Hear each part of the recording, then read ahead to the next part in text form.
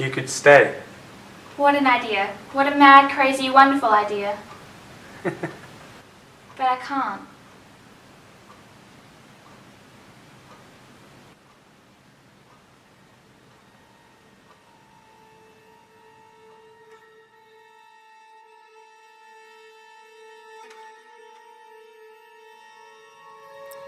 My role in our production was set designer. I based my set on the group's intentions. How can we use Julie Taymor's techniques through the ideograph of the heart to assist the audience's understanding of the Mad Hatter's demise in our interpretation of Alice in Wonderland?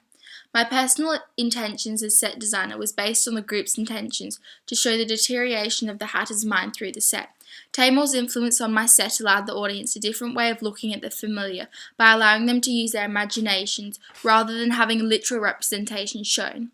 In the first planned scene where Alice falls down the rabbit hole, inspiration was drawn from a scene in Taymor's Midsummer Night's Dream, where shadow was used to create the effect of a tree.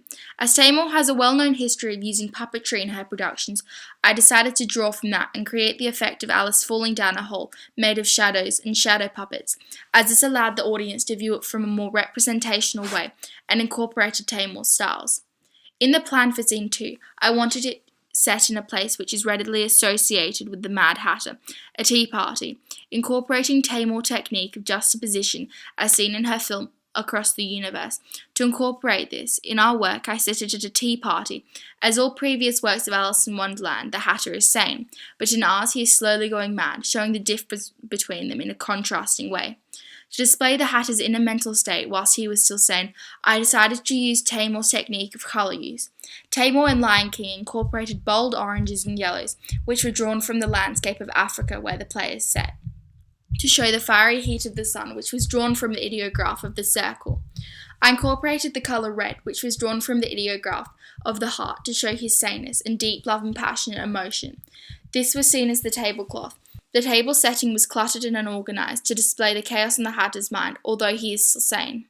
As the scenes progressed, I added in red paint around the rims of the teacups to signify an ever-increasing level of insanity.